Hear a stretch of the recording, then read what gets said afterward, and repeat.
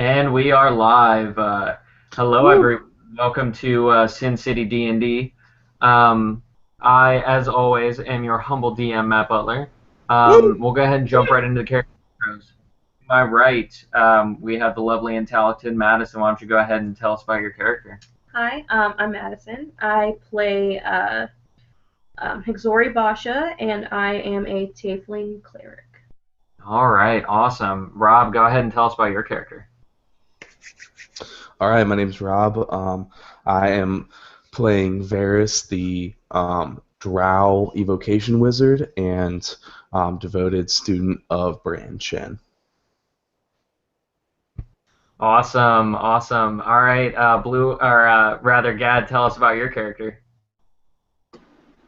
Hi, my character's name is Blue Arrow. He is a elf in this life right now, and he is a very persistent archer. And a fire Awesome. starter. Nice. All right, so Casey, tell us about your two characters. My name is Casey Miller. On one hand, I play Haroldson the Devoted, a Dwarf Ranger, and on the other, I am Penumbra Rios, a rogue, a Dragonborn rogue. Spitting Awesome. poison. Yep. Spitting poison all over fools. All right, cool. So I'll go ahead and give you guys a recap of what happened last time. So last time we had our first ever in-person session where we all got together. We ended up having a ton of fun. The bloopers on that will be out soon, and it's gonna be amazing. And it was so much fun. But as far as story, so they had all of the characters had gotten hired by a dwarf named Gundren Rockseeker to escort a cart to Phandelver. Along the way, they met with some goblins, easily dispatched them, made it to the town of Phandelver, where they learned that it was being besieged by these Red Brand thugs. Found out that this family had been kidnapped, and so they decided that they were going to go to that to Transcendar Manor, which was their hideout on the hill, and they were going to kick some major ass, and they were going to save that family. So they have found that family. They're hiding in the crypt right now. They're safe as far as they can tell. And now they're searching the rest of the hideout for their leader, which they know only as a wizard named Glassstaff. So let's go ahead and pick it up from there. You guys have just killed these hobgoblins, or not, yeah, hobgoblins, and you've just, or no, bugbears. I'm sorry. You guys have just killed these bugbears. Yeah, you just killed these bugbears, and then took a long rest. So it's been about 8 hours. I think you guys went to bed. It was pretty late. So you guys ended up waking up at about noon. True, and there was a little goblin that was being teased and poked at. He passed out when we came out, right? He just kept fainting. Yeah. No matter what we did, he fainted. So I'm guessing a couple of us, like, in retrospective, kept guard until that guy woke up. Which guy? No, I tied him up. Oh, you tied him up? Mm-hmm. Oh, the goblin. Oh, yeah. Were you lying on him while you were sleeping? Pretty much. So let's try again to talk to this guy. See what he says. Hey. Hello, Mr. Lanky. So he was snoozing, but he wakes up. He's like, what? What do you want from me? Why do you have me tied up like this?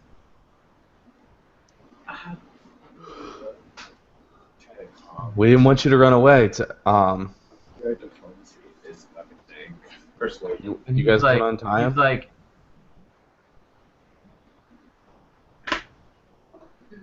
What were you gonna do? Let's untie him Why? so he'll talk to us. I wrote a persuasion to, like, We can kill him if he tries to run. we heard that you got lost down here, and we came to help you, but you're very skittish and frightened, and we felt threatened by you. That's why you're tied up right now. like, And I rolled a 19 for that persuasion. and so he looks at you and he's like, oh, so you're who sent you to help me? I don't have any friends. Who would send you to help me out? The villagers in the town that this kid belongs to, they recognize you and they're worried about you. What? Worried about me? What? Why would the town be worried about me? We goblins have done nothing but tried to destroy it. Why would they care about me? I do not know, sir. I was just a hired guy, and one of the people to save was you. Oh. Oh, well. Uh, thank you, I guess. That's very nice of you. Are you calm now? Because that's why we have you tied. We're very skittish, and we're fearing for our lives. And he's like, yes, you have nothing to fear from me. Droop never hurts anyone. Haroldson and Penumbra are just biting their tongues because they're laughing so hard at this bullshit. And I tie him down, and I turn and wink at Harrison, and I'm like, Penumbra rolls his eyes, and Haroldsson's just like, so, how long have you been down here? Like, I wouldn't say we lost our way, but we're going further in, and if it's possible that you recognize any turns, traps, ghouls, or goblins somewhere amongst this point, it would be helpful. Yes. I actually have been all through this compound. I pretty much know where everything is. Oh, where's the wizard's gold? Penumbra asks. The wizard doesn't. I mean, he has small treasures hidden throughout the compound, from what I'm told, but he doesn't have any gold that I know of. Penumbra loses interest.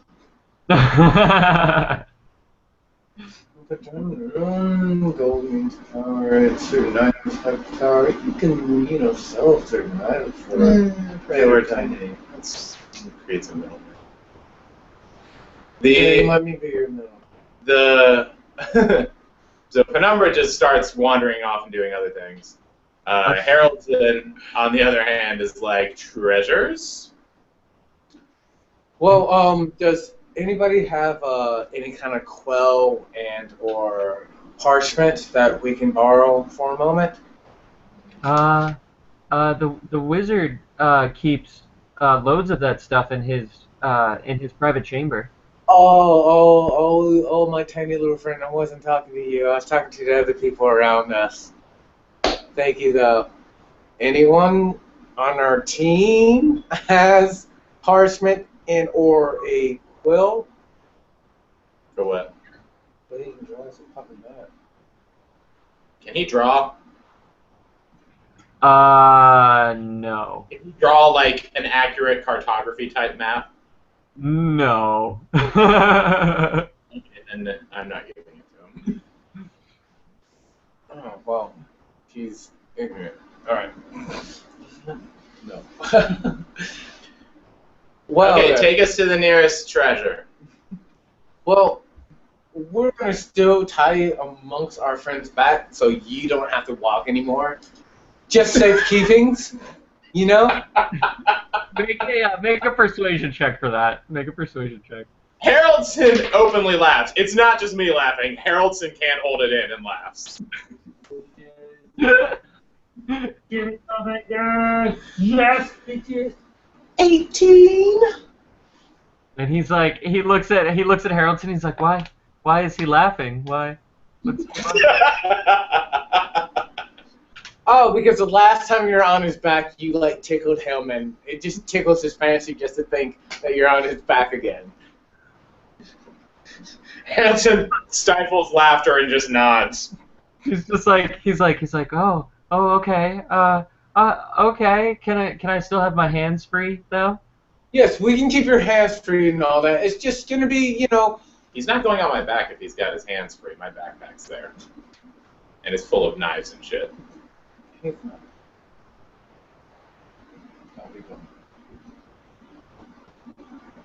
You're gonna walk. Okay, if he walks behind me the whole time, even in battle, we're gonna run into battle. Even in battle, and he starts showing me the kind of signs, I'll take him down. I don't trust it. Okay. So what do you I want want to die. That's the only way I'll let him on my back. Well, I'm sorry to say. Ugh, God damn it. Natural 20! It's so awesome! For what? For persuasion to tie his fucking hands. Blue Arrow is doing really well with the persuasion rolls. Right now, persuaded, natural 20 to tie his hands because my friend doesn't feel comfortable. Because your last reaction, you passed out, but in your passing out, you had a fit of a rage, and you're swinging and hauling and tearing. And that's how you pass out rages. I'm a scholar, by the way. And I have seen a couple of events like this. Sir, I'm sorry to say, if you pass out in fright, you might have another rage on, and we cannot let you have your hands not unbound. And he ponders for a second. He's like, well, I mean, I don't remember doing that, but.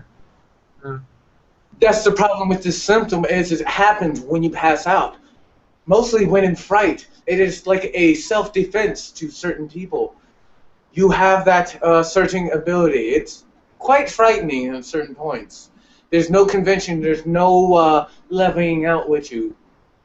So, I'm sorry to say, you have the pass-out rage. He's like, oh, really? Oh, well. I am a scholar. Well, I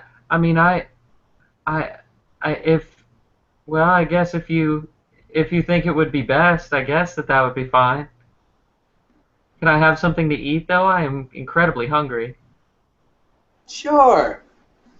Before we go on our trip, feed this man some food and give him some water. Who are you talking to? I'm feeding him some food and giving him some water.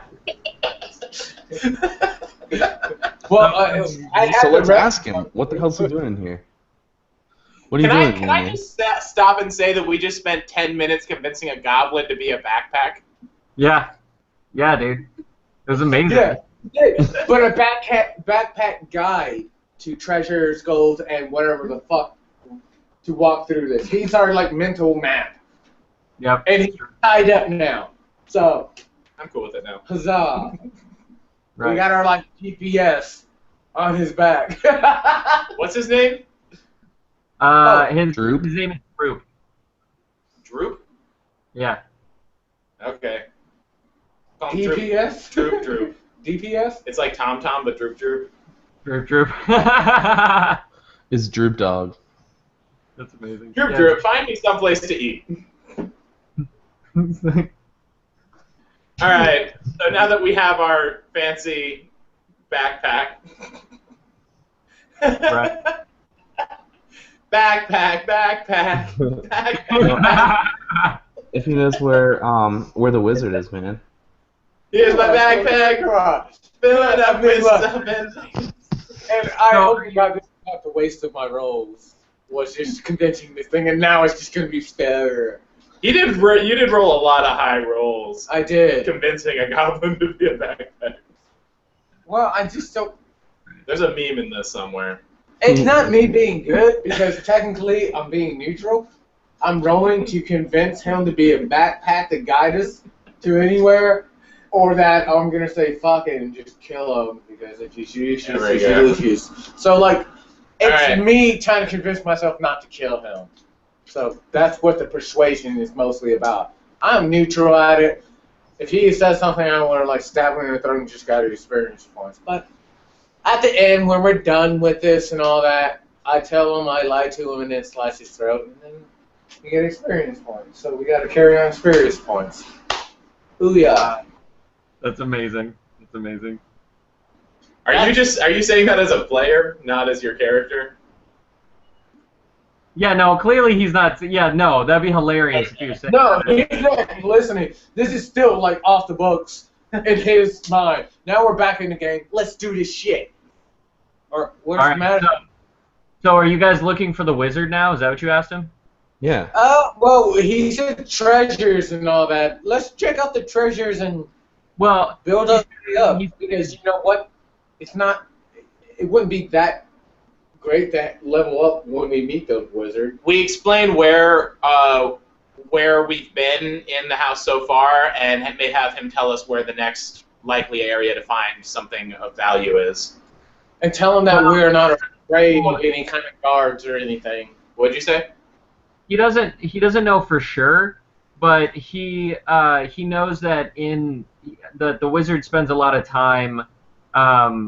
Every so often, he's noticed that when he's in you remember the main room that you walked in the beginning, and there was that big pool of water.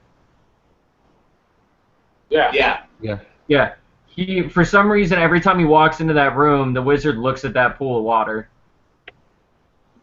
Did we touch the water? I don't remember. No, you guys didn't go. You didn't. Saw a pool of water. Like, fuck, dude. Pool of water. No, it's Cassie Oh, I'm sorry. You guys drank from it. You drank from it, so you know the water's fine. But did we heal from it or anything? I was gonna say I found it. Normal water. Yeah. Huh? But that might take. That's far away. Let's go find the wizard. Okay. All right. So he's like. Is that all you know about this? Yeah. Everywhere. Yeah, that's about. That's He knows that there might be more, maybe, but he doesn't know where they're at. He just knows that's the only one that knows probably where. That's the most likely place that he can think of. He lied to you about. Well, does he know where the wizard is? Yeah. Yeah, he knows where. Yeah. Well, let's go fuck that wizard Where's up. the wizard, by the way? What? Like, where's the wizard? Like, do we have to have Casey turn around? Do we have to walk straight down this hall and then, like, turn as Casey back towards the direction? So, turn which way? So Droop is like, all right, he's like, first go out of this door, and then you saw the stairs, right?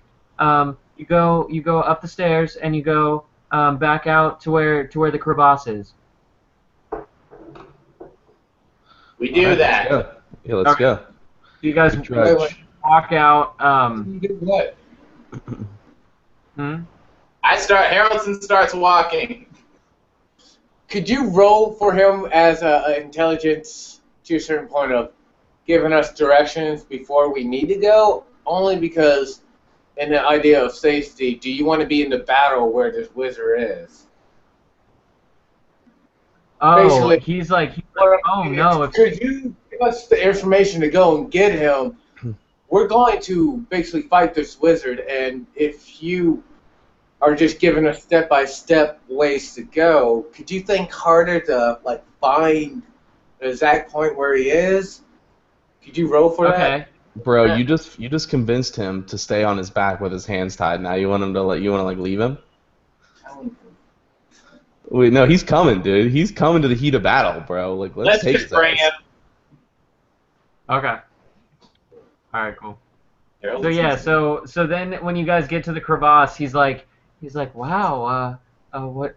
Something crazy must have happened here. That bridge looked like it was set aflame. Like, yeah. Points. Everywhere. All right, so then he's like, all right, well, if you go back, if you go up to your left, next to this crevasse, there's a pathway that leads down, and then there is a door on the right. You want to go in that door. And that's where the wizard is. Correct? He's not in that room. He's in the room after that room, but you have to go through that room to get to it. Is that room unlocked, or is that door unlocked? No, it's locked. It's locked. Okay. Well, hold up. We didn't go there. He just described that. Yeah, Haroldson went there. Haroldsson's been walking the whole time, hearing directions. I'm cutting him loose. Okay. We're at the door, though, because Haroldsson's been walking the whole time. And tell him he's free. And he's Hear like, that, Matt?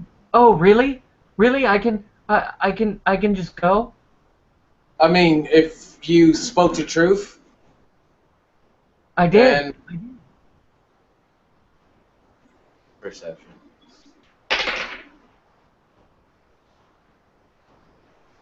I rolled a 20 A 20 for perception, not natural. Double 20. Okay. So yeah, you know he's being honest. Like, yeah, he's 100% being honest. Yeah. Well, what is your name again, sir? Droop. Droop is my name. Well, just to let you know, we are mercenaries, and you still owe us one. Now go on. Be free. He's like, oh, thank you. I'll never forget this. I'll never forget you. Thank you. And then he just starts running, and you see he runs directly down, like, past the crevasse and out through that tunnel that leaded to the forest. Yeah. So now you have the door in front of you. Do you want to go ahead and pick the lock? Nope. Not unless 8 picks the lock. How can I pick a lock? No, you have to be a rogue. Do I... If I keep rolling, does that just mean more times passed, or how does that work? Yeah. Okay. Can I, like, closely shoot the lock with an arrow and break it? I got 22 on the next roll. Okay, so yeah, you pick it. You pick it, no problem. Oh. Oh, so I can't, like... Put the arrow away, I got I'm it. just like... You're like, It's working Casey. half of the time. You have got a 19 wisdom. Casey. You should be wiser than this. Casey. No, You're picking the lock, and you're like, oh, this is a Clegson instead of a Dunson. That's what it was. And so you instantly just, like, pick the lock. And Yes. and so that. so you pick it pretty. Yeah. You know that's a Dunson lock, right? That would be funny, actually. Just vibe. So, what's in the room? In the room. Oh yeah, that's right. So the room appears to be a wizard's workshop. A rat scurries across the floor and takes refuge under a large work table set up with alembics, retorts, distillation coils, and other alchemical devices. All of it stewing and bubbling away. Bookshelves are crowded with sheaves of parchment and strange-looking tomes. Is that what you want to do? I definitely want to check out these books, man. Okay. Yo, Rob, look around. Sorry, Yeah. you said that before I said my thing. I'm gonna do a perception check or a search check for Oh my god. any kind of special weapon or something I can use. I got a natural 20 in my Okay, my search. Oh, I got double 19. Okay. Well, with that's... I'll go ahead and deal with Rob's first, and then I'll go to you, Casey. So, Okay. So Varus, you rolled a nat 20. You were looking through the books and notes, right? Yeah. Okay. So you end up finding. So you look through all of these notes, and you see that Glassstaff has clearly been trying to brew a potion of invisibility. Christmas? No, it's Of But based visibility? Invisibility. Okay. Like not being able to see him. And so but it doesn't look like, based on the notes, that he's succeeded yet. Okay. So it looks like he's trying, but he just hasn't gotten there yet. And in addition to that, so that's one thing that you notice. That's what all of this seems to be built for. The other thing that you notice is among them there is a tome written in Dwarvish. So, I mean, do you want to give it to Haroldson? Yeah, well, I'm gonna pick it up and maybe when we have time later. Oh wait, yeah. Let's see if Haroldson can make any sense of it. See if it has any bearing on what we're doing right now. Okay. Learn anything more about this guy. Okay. And then Hey, yo, Haroldson. Yeah. So Casey, what were you rolling your 19s for? Penumbra and Haroldson were just kind of doing a general look around the room to try to gauge if there was anything useful or anything. I did as well. Fine. Actually, I did like maybe a knowledge check. And Penumbra got the 19, Haroldson got 22. And then what did Blue Arrow get? I did an intelligence check. for certain chemicals or whatever alchemy that this wizard might be using, There's Okay. Madison. like potion-wise and all found that. it. And I rolled with that, a 20, Devil's 20, not a natural. Okay.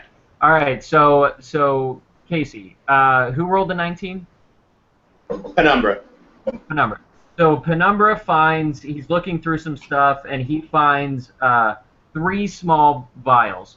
One of the vials looks just like a white powder.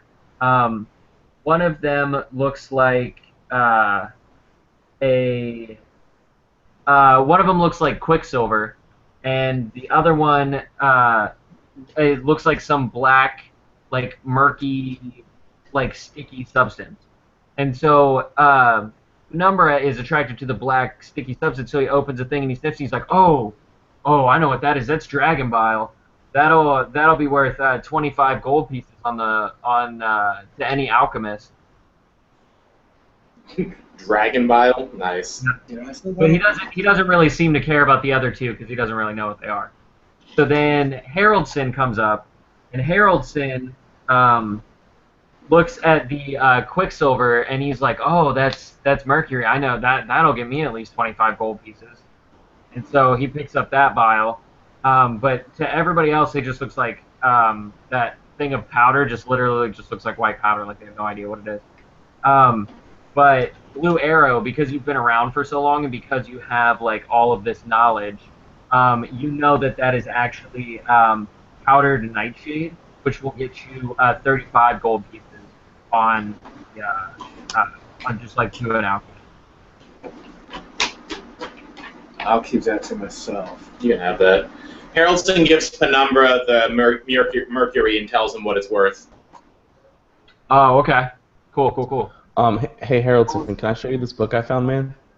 I don't know. He didn't say what you found. He said what Penumbra found. Oh, and I knew how Check much this it was. out, man. Yeah, the dragon bile? Penumbra knew what that was, and mercury, Haroldson knew what that was. And there was the other vials that I knew. The white powder was what you knew what that was. And 4 was 30. What was the white vial again? Powdered nightshade. Yeah, powdered nightshade. Powder nightshade? Yeah. That's poison, isn't it? Yes.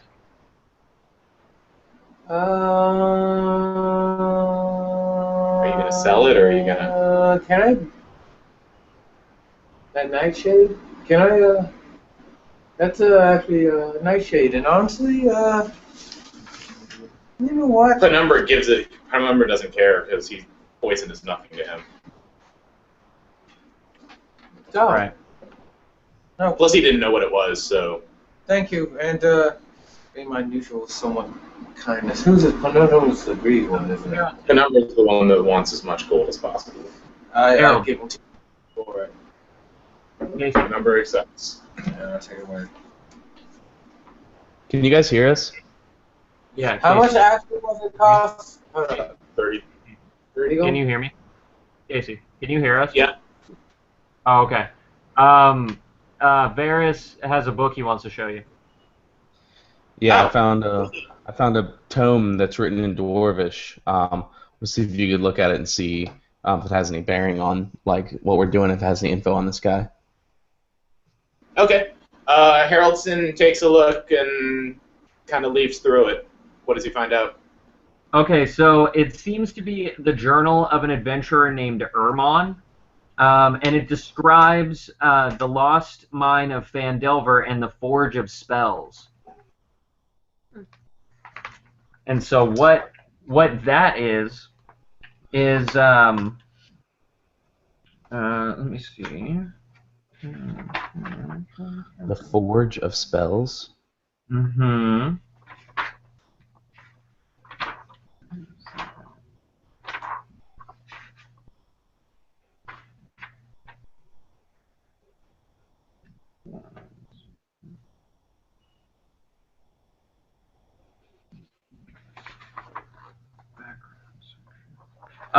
Okay. All right, so more than 500 years ago, clans of dwarves and gnomes made an agreement known as the Phandelver's Pact. by which they would share a rich mine in a wondrous cavern known as Wave Echo Cave. In addition to its mineral wealth, the mine contained great magical power. Human spellcasters allied themselves with the dwarves and gnomes to channel and bind that energy into a great forge called the Forge of Spells, where magic items could be crafted. Times were good, and the nearby human town of Phandelver prospered as well. But then disaster struck when orcs swept through the north and laid waste to all in their path. A powerful force of orcs, reinforced by evil mercenary wizards, attacked Wave Echo Cave to seize its riches and magic treasures. Human wizards fought alongside their dwarf and gnome allies to defend the Forge of Spells, and the ensuing spell battle destroyed much of the cavern. Few survived the cave-ins and tremors, and the location of Wave Echo Cave was lost. So, in addition to that, he also notes that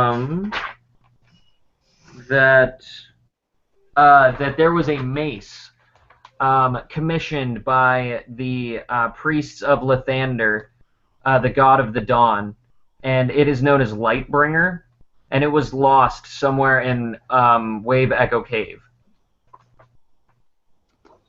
At the bottom of that lake, man. Mace is in like a single-handed or a double-handed mace?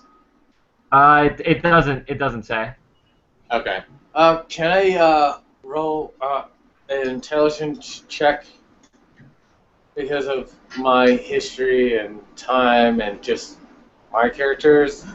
Can I roll that to see if I remember such a place during my time? Sure. I rolled a 20, not devil. Okay, actually 20 devil. Devil's Okay. 20. Devil's 20. Okay, so you find out that you do remember hearing about the Forge of Spells. You remember back in the day there was a weapon that had come into your possession for a short while that was said to have been made at this Forge of Spells, and it contained like immense power. So you know it's probably pretty legit. I do not say anything. I just say, and like laughing, like, oh yeah, I remember that thing. Kind of gesture. Haroldson's just kind of drunkenly like, dude, Lightbringer? Damn, that's a good name for a mace. I know, right? That's cool. Right. It was fun swinging. I want to find it. No, you had a different weapon. You had a weapon before. Yeah, so what do you guys want to do now that you guys have thoroughly searched this room? The Move on to the wizard's room. yeah, Hold up. Goblin said he was in the next room. Give me a moment. There's a Quick, secret. before we go. I want to try to do something real quick. I want to do something real quick that's just quite nice and easy and all that fun stuff. I want to look around for like a big bowl or like a grinding bowl, something bowlish like. No, most of the stuff that you see is glass.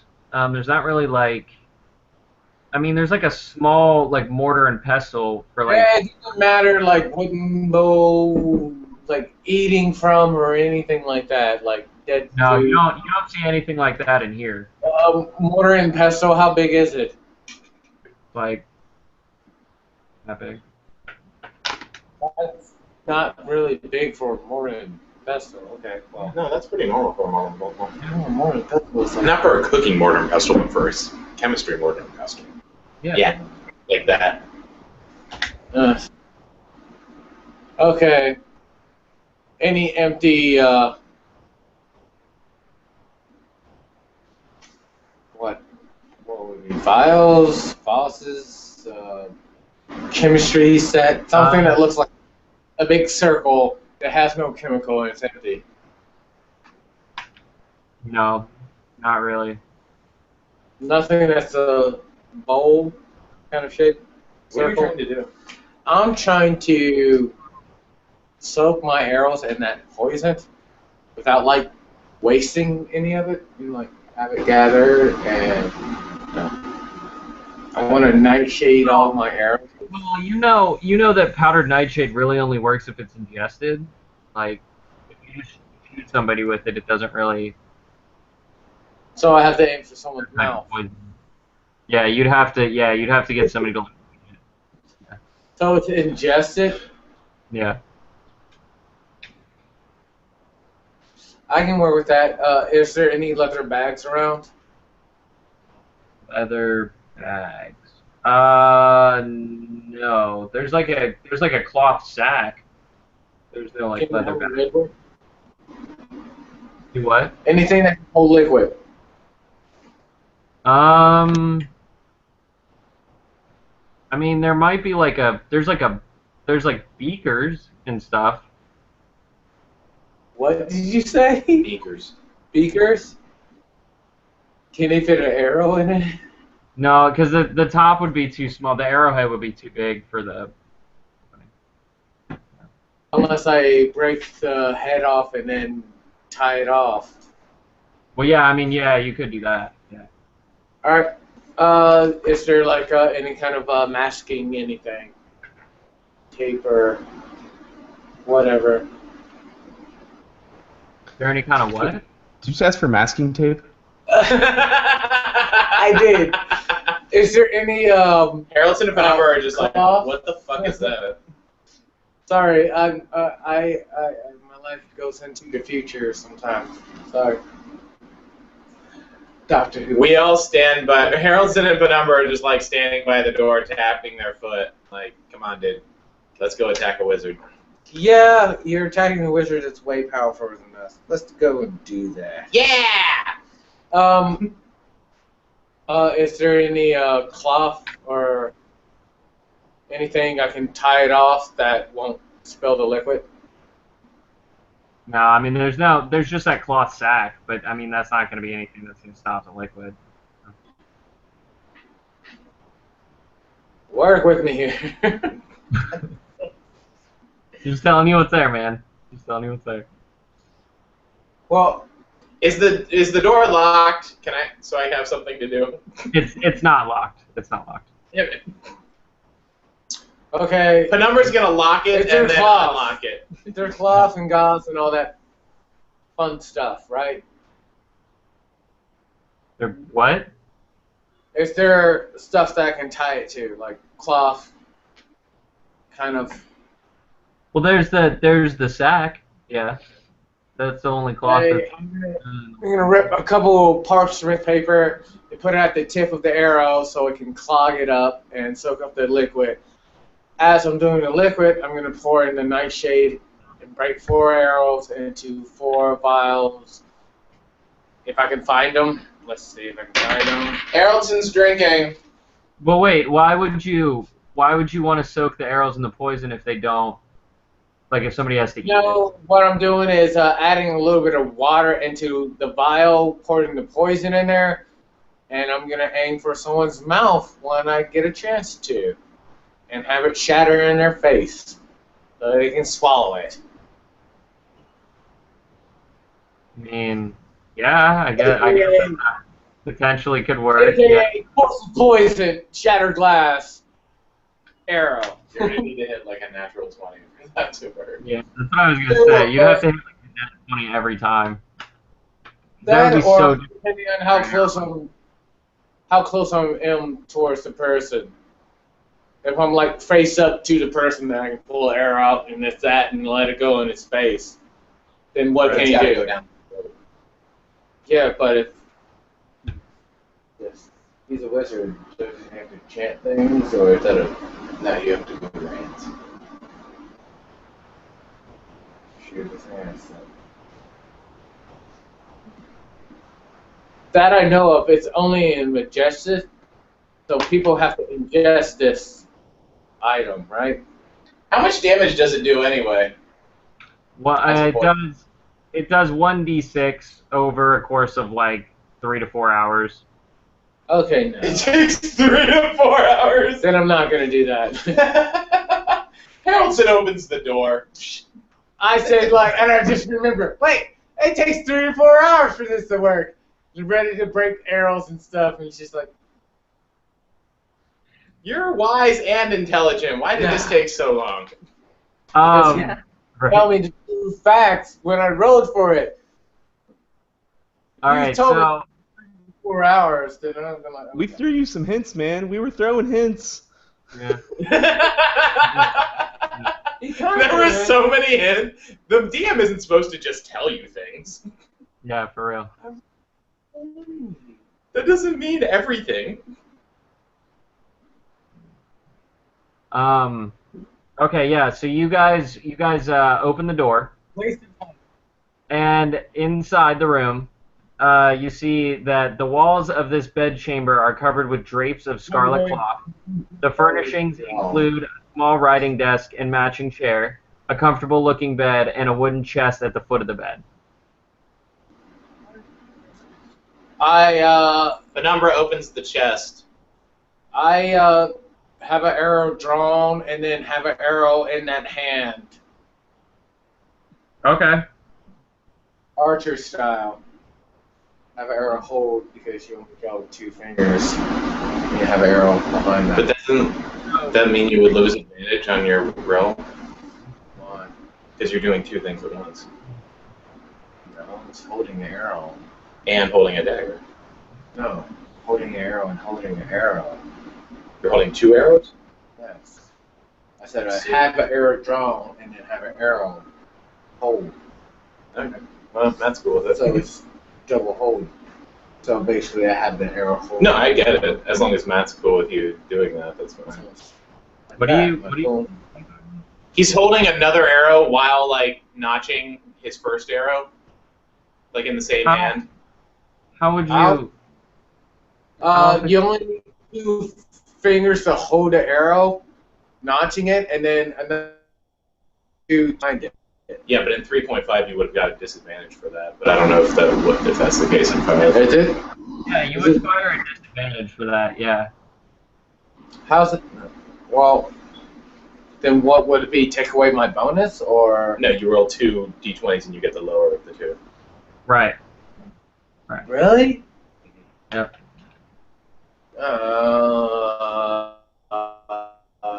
Hello. 5. You would have had to do it in 3.5. So what did he find in 3.5? the chest? You You opened the chest, right? There's not a scope for that. What, to hold the arrow? The whole 2 arrows. Hello? It's not me. I'm gonna. Now. But I guess. Yeah, I'm looking it up right now, Rob. It's Okay. so We're in in an hour? yeah. What? Okay, should we call it before we go in the door? Or break it before we go in the door? I mean, let's just do that. Okay. Wait, we're in the room, right? We're not in, like, the wizard's not there, right? Correct. Yep. And you notice at the end of the room there seems to have been a secret door that is slightly ajar. Oh, okay. Well, let's search the room and then we'll take a break. How about that? Okay. So We start inside. in battle. Yeah, Penumbra opened the chest and Haroldsson's going over to the desk. Okay. So inside the chest, you find it's unlocked, and it contains 180 silver pieces, Nice. 130 gold pieces, a silk pouch of 5 carnelians. 5 what? Carnelians, which are gems. 2 peridos, which are also gems, and 1 pearl.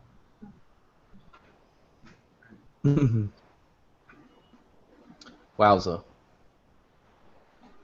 Okay. So, per the usual, Varus is willing to